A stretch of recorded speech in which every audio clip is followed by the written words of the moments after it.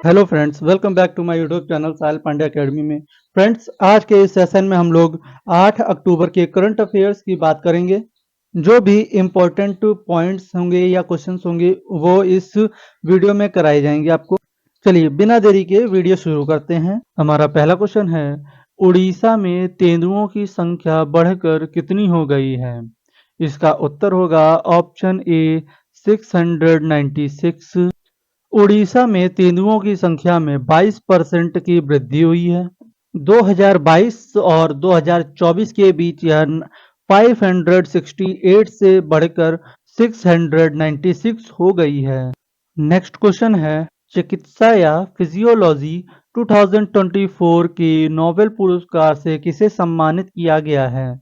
इसका उत्तर होगा option C ए व बी दोनों। ए विक्टर एम्ब्रोज और B Gauri Ruvkun.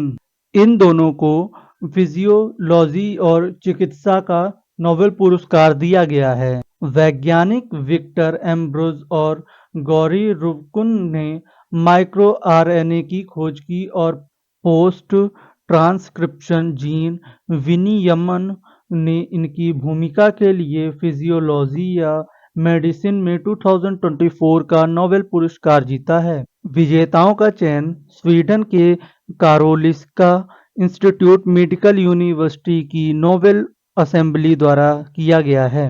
वैज्ञानिकी Victor Ambrose और गौरी रुवकुन को 11 मिलियन स्वीडन यानी कि 1.1 मिलियन डॉलर का पुरस्कार मिला है। नेक्स्ट क्वेश्चन है, 8 अक्टूबर 2024 को भारतीय वायुसेना आईएफए की कौन सी वर्षगांठ मनाई गई है? इसका उत्तर होगा ऑप्शन बी 92वीं। भारतीय वायुसेना दिवस 2024 भारतीय वायुसेना आईएएफ की 92वीं वर्षगांठ का सम्मान करता है, जिसे 8 अक्टूबर 2024 को मनाया जाएगा।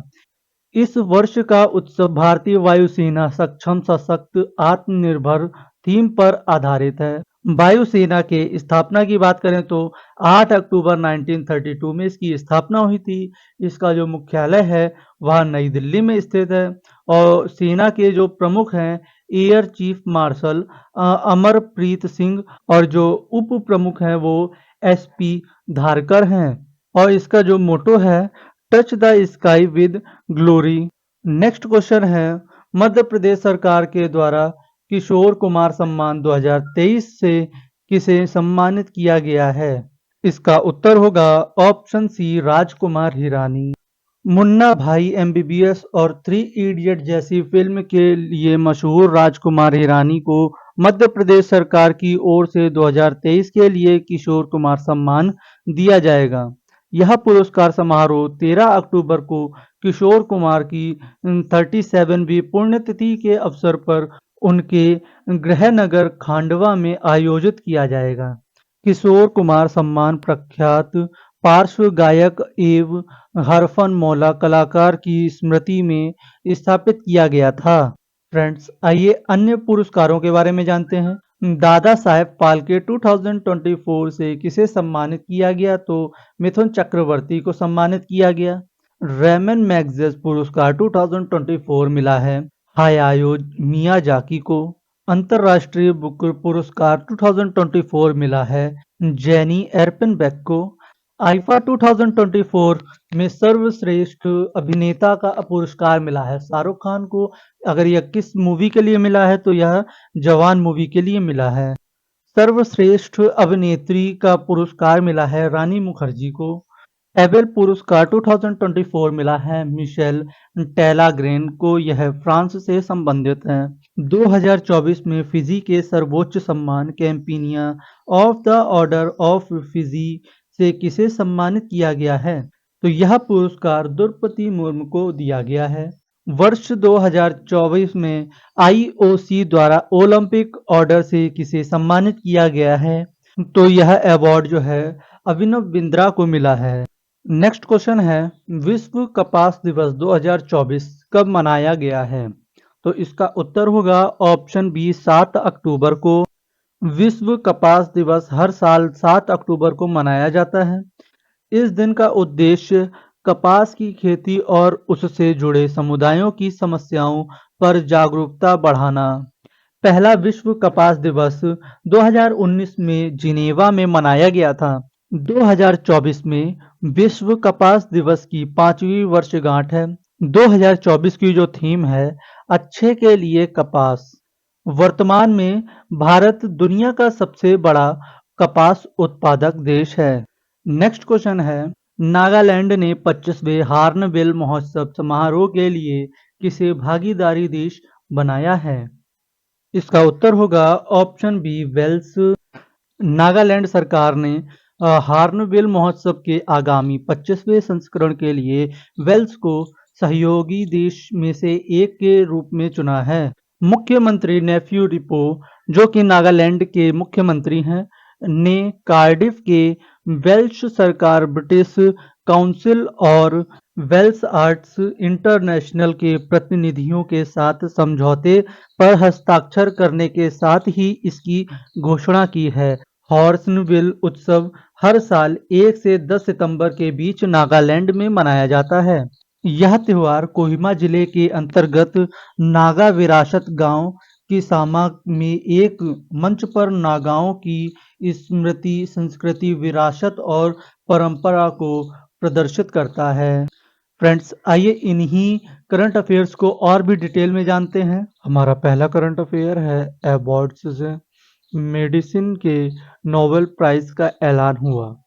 नोबेल प्राइज 2024 के लिए विजेताओं की घोषणा 7 अक्टूबर से शुरू हो गई है।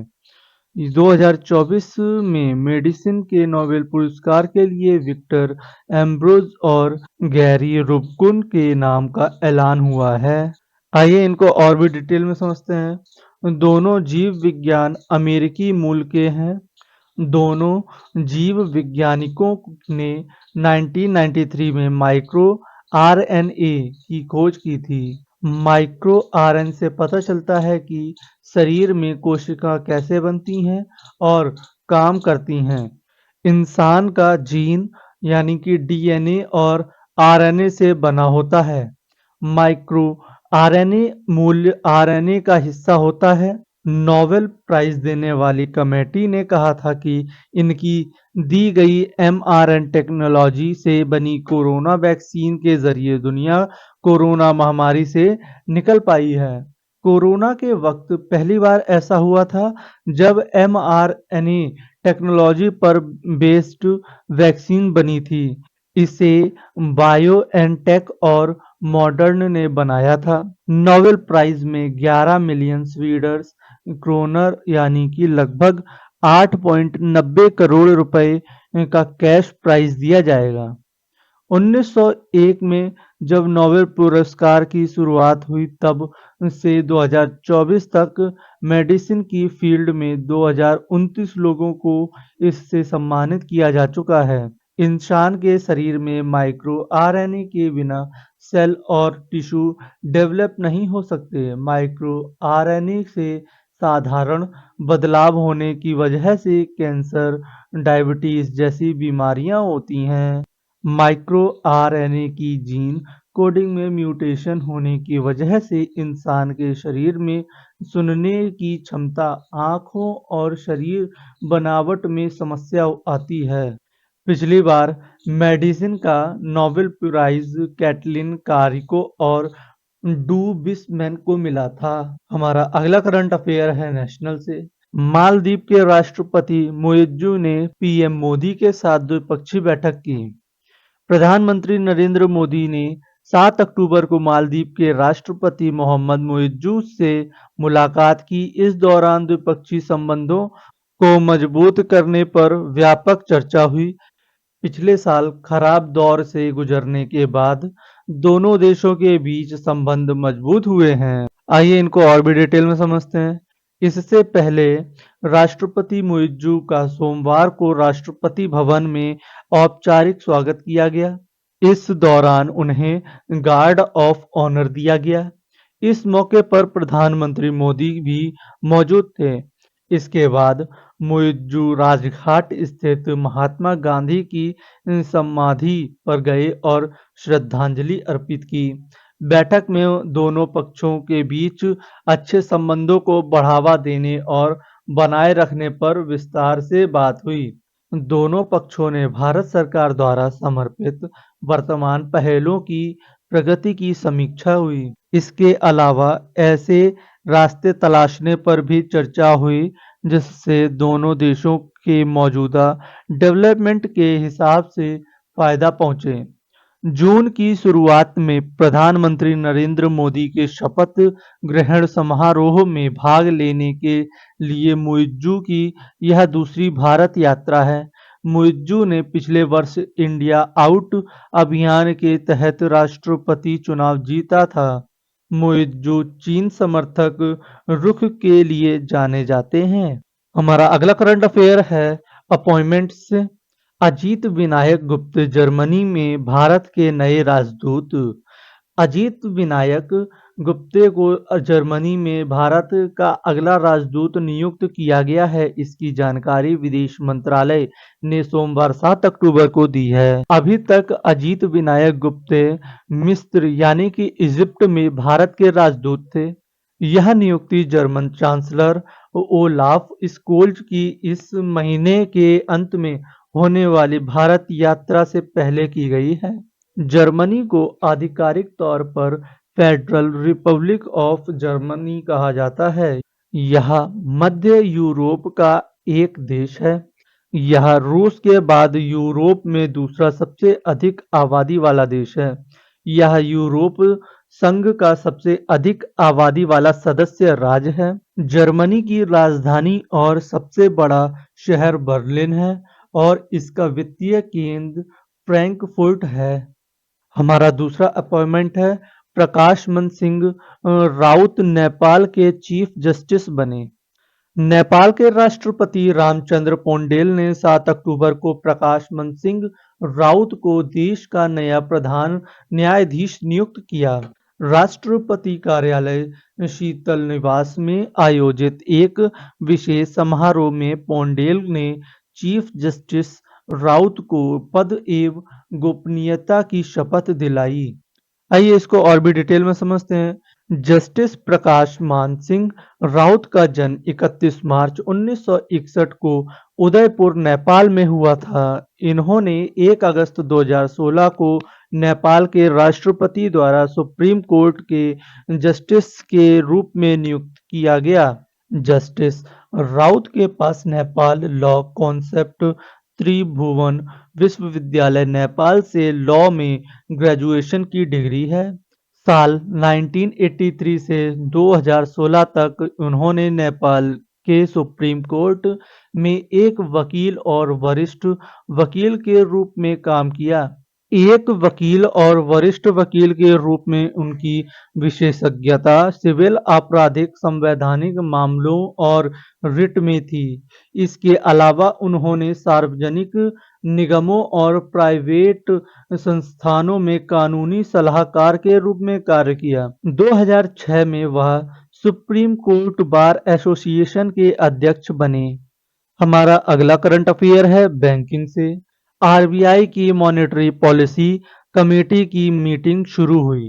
रिजर्व बैंक ऑफ इंडिया यानी कि आरबीआई की मॉनेटरी पॉलिसी कमेटी, जिसको हम शॉर्ट फॉर्म में एमपीसी बोलेंगे, की मीटिंग 7 अक्टूबर से शुरू हुई। यह 3 दिवसीय मीटिंग 9 अक्टूबर तक चलेगी। आइए इसको और भी डिटेल में समझते हैं।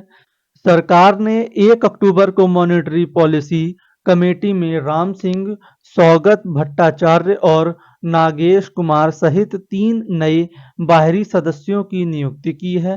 Ram Singh Delhi school of economics के डायरेक्टर हैं। Doctor Nagesh Kumar institute for studies in industrial development के डायरेक्टर और चीफ एग्जीक्यूटिव हैं और सौगत भट्टाचार्य एक अर्थशास्त्री हैं। एमपीसी के 6 सदस्य हैं जिसमें से 3 केंद्रीय बैंक के governor Shashikant Das, deputy governor Michael Patra और एग्जीक्यूटिव डायरेक्टर राजीव रंजन हैं। जबकि 3 बाहरी सदस्यों की नियुक्ति 4 साल के लिए केंद्र सरकार करती है। अभी एमपीसी के बाहरी सदस्यों में प्रोफेसर अमीषा गोयल, प्रोफेसर जयंत वर्मा और नई दिल्ली के वरिष्ठ सलाहकार शशांक भिड़े, जिनका कार्यकाल इस ही हफ्ते खत्म हो रहा है। मॉनेटरी पॉलिसी कमेटी की पिछली मीटिंग अगस्त में हुई थी, जिसमें कमेटी ने लगातार 9वीं बार दरों में बदलाव नहीं किया था। हमारा अगला करंट अफेयर बनता है डिफेंस से। 21 साल बाद चेन्नई के मरीना बीच पर एयरफोर्स का एयर शो हुआ। 6 अक्टूबर को चेन्नई के मरीना तट पर 21 साल बाद एयरफोर्स का एयर शो हुआ। यह शो इंडियन एयरफोर्स के 92वें एयरफोर्स डे के सेलिब्रेशन के लिए मनाया जा रहा था। इसमें भारतीय वायुसेना के कई विमानों ने अपने कर्तव्य भी दिखाए। आइए इसको और भी डिटेल में समझते हैं। इस एयर शो में एलडीए, तेजस, Rafale, Sukhoi 30, Jaguar, Mijar 2000, MiG 29 और डकोटा जैसे विमान ने हिस्सा लिया है। यह एयर शो 11 बजे से शुरू होकर दोपहर 1 बजे तक चला। सबसे पहले इसमें ध्वज फॉर्मेशन एयरफोर्स के चेतक हेलीकॉप्टर के द्वारा बनाया गया। इसके पीछे इंडियन एयरफोर्स के राफेल, जगुआर, तेजस विमानों ने मरीना बीच पर हजारों लोगों के सामने हैरतअंगेज कर्तव्य किए।